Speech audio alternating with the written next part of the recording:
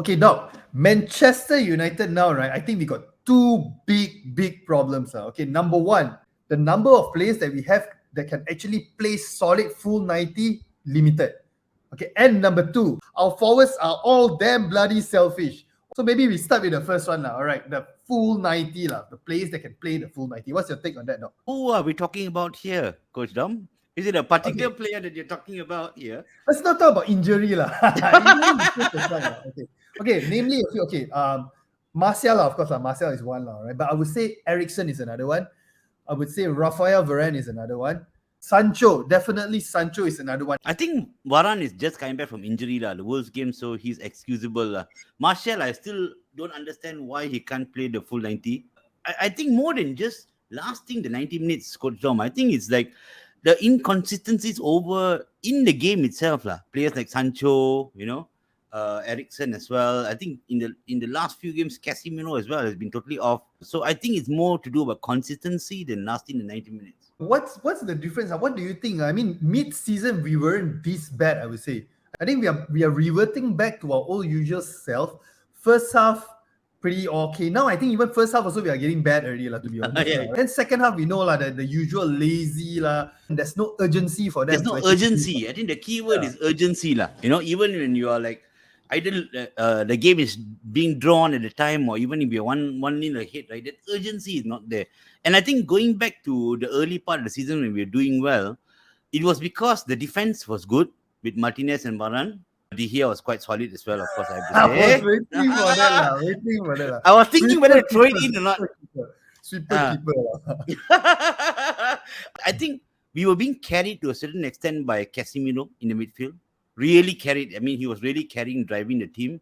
And then we were surviving with Rashford's goals. The moment that dried up, we were struggling. Because if you look at the other teams in the top four, right, there are a lot of players. Okay, let's look at City. They've got, I think, 3 or 4 players with 10 goals or more. You look at Arsenal, their midfield, Martinelli, you've got Odegaard, all contributing goals. Saka, all more than 10 goals, Ours, we have one guy who has got 30 goals, and the rest, I think Bruno is the closest, just about 10 or 11. And the rest are all single digits. So they're not contributing their weight in goals. I think another one, the major factor, I would say, is the midfield. I think ever since the red card incident, and of course, Eriksen injured, coming back from injury, at any time now, right, out of our 3 midfielders, I think probably there's only one who's actually performing, which is actually Bruno.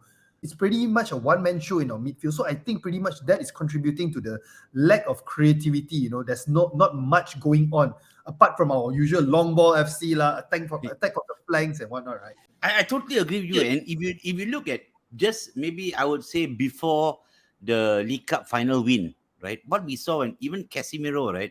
He was not just breaking up attacks. He was contributing to the passes moving forward. Yes. Right? And we were all in awe because he was creating a lot of chances. And we say, hey, we never saw this player in Real Madrid. What we saw was the destroyer, the CDM, so to say. But he was contributing goals. He was contributing assists, right? And suddenly now that's missing. I don't know whether it's, the players taking it a little bit easy after winning the League Cup, trophy in the bag already, season done. Or I think in Casemiro's case, it's probably the red cards, the 2 red cards in quick succession, the long absence, and since he's come back, maybe he's a bit scared to go in for tackles. Yeah, so I just see that his influence has waned since the League Cup win, and because of that, we are struggling. I think Casemiro, right, he's now being a sitting duck. All right, he's a sitting duck. He can actually change his name to Kasi Red Card or Kasi Yellow Card. Majority of those kind of challenges, right, it's definitely not a yellow card. Even the Wolves game, right? I think the one he got the yellow card for, the player was like fouled 2-3 times before reaching him. Times, and then he went in and just touched him a bit, and then he fell. He fell down, and then he was a yellow card. So this kind of situation, what I would think is, in the coming transfer window, we need to bring a replacement or a player that can actually rotate with Casemiro. Both are equally competent. So if there's any issue like this, a mental block or the referee Buat Hal or something like that, we can easily take him out. Okay, and of course put in another player in.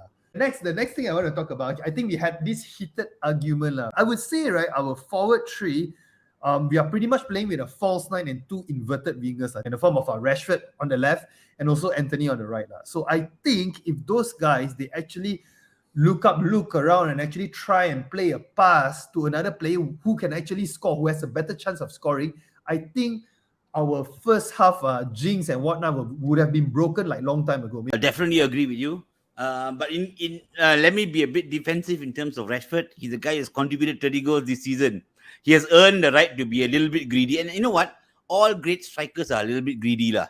You know, of course, there's some times where it's a bit over the top, but most times this season he's been quite okay. I think if we actually sign a world-class striker like a Kane or Simon, it'll bring out the best in Rashford as well. I disagree on Rashford. I really, I mean, I know I actually have my doubts and whatnot. I've been like giving me a lot of stick and whatnot, right? But right, apart from the goals, towards the end of the season, right, what you can actually see is the frustrated Rashford is back. So can it be fatigue? I'm not making excuses, but can it be also fatigue? He's played almost all the games, right? Sometimes Rashford under Ole Gunnar Solskjaer, he played with a shoulder injury and also an ankle injury and whatnot, and he still managed to soldier through. We don't really need much from him actually, just to look up, be more composed in the final third, play the pass. There's this aspect of his play, right, whereby I feel very, very frustrated to a point whereby I feel that Sancho actually plays better than Rashford. This is the comment that got you in trouble. I give you my point first, okay?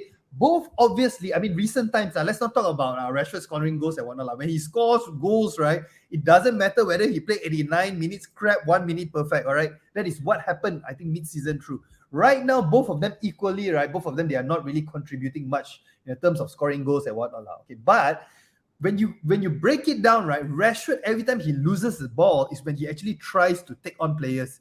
Well, Sancho, he's trying to make some form of a play. That is my opinion. He breaks down when he's trying to link up and whatnot. Both also equally crap, but I would feel Sancho is the less smelly crap lah. The key is both also break down lah. Okay, so let's agree to disagree here, and let's go to the right side where we have Anthony. I think this one we will both agree. Every time that Anthony cuts in to the left, right, he's definitely going for goal, right? Remember that game against I forgot who it was. He played the pass to Diego Dalot. Diego Dalot scored his first Premier League. Correct, yeah. Premier League. He actually cut left, right? But I think, right, his angle to shoot was not there. Then he played the pass. He didn't have that thought firsthand to actually play the pass. And you know the worst part, right? He cuts in every time. Everybody knows where he's going to go. He's going to go to the far side. He did. Once he did near post. He did the last game he did near post. You see, when he did that near post, he actually caught the keeper off. He was on target. It would be the goal already. He just needs to vary his game now. You need to sometimes cut right also. Take the risk. I mean, he can cross decently with his right foot. We've seen it. Okay. But even the fast break today, he had such a nice chance to cross it for Martial, right? He took his time, cut back inside, and there's it. The chance was gone. He should have played it to, because I think it was a 3-on-1 kind of situation. He should have played it to Sancho or whatnot. And then he actually passed it to Martial, but Martial was like a bit late, and then a very weak shot. Yeah, okay, so we basically agree on the right side. We've got a greedy right winger. Last question on this. Okay, do you think that with a proper number 9 coming in, okay, maybe a form of a Harry Kane but Harry Kane usually plays in a false 9. Okay, maybe a Victor Osimhen and whatnot. A fox in a box type of role. Okay, do you think that this our two wingers, right, will actually play as a more of a traditional type of winger? I think so. I really think so. Actually, I think in this case, right, Kane may be more suitable than Osimhen, because Kane actually comes a little bit down and links up play. You see how he plays with Son and even that Kulusevski, right? Kulusevski. Kane is the key to linking up the play, and I think with him coming in as a number 9, he will also release the best in Rashford. I don't know about Anthony, but definitely I think for Sancho and Rashford will benefit. But Sancho really needs to improve. He needs to have a good preseason, get his head back in the game, because he looks totally off. A shadow of the player that I saw at Dortmund.